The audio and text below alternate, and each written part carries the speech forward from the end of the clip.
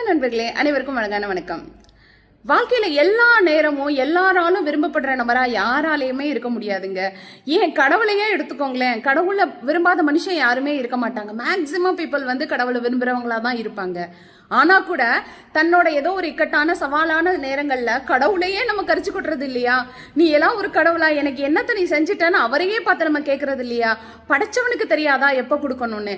அப்படி இருக்கும்போது நம்மளோட வாழ்க்கையில ஒரு மனுஷங்களை நமக்கு பிடிச்சிருக்கு அப்படின்னா அவங்கள நமக்கு பிடிச்ச மாதிரியே தான் நடக்கணும்னு என்ன ஒரு எதிர்பார்ப்பு?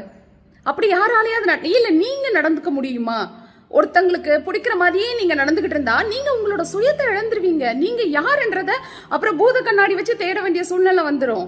ஸோ வெறுப்பும் ஒருத்தங்களை பிடிக்கிறதும் பிடிக்காததும் பகலும் இரவும் மாதிரியானதுங்க. ரெண்டும் நடந்துகிட்டு தான் இருக்கும். ரொம்ப பிடிக்கிறப்ப சந்தோஷமா அதை அக்செப்ட் பண்ணிக்கோங்க.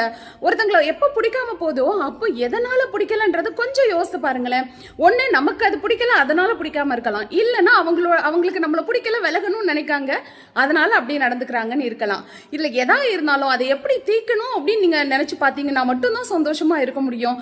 இல்லை ஒருத்தங்க என்ன வெறுக்கிறாங்க, அவங்களுக்கு அன்னைக்கெல்லாம் என்ன ரொம்ப பிடிச்சது இன்னைக்கு ஏன் பிடிக்கலான்னு நினைச்சிட்டோன்னு வைங்களேன், நம்மளோட அழகான நேரம் வீணா போயிருங்க. ஸோ தயவு செய்து எல்லாமே கலந்தது தான் வாழ்க்கைன்றதை உணருங்க. வாழ்க்கையை சந்தோஷமா அனுபவிச்சு வாழுங்க.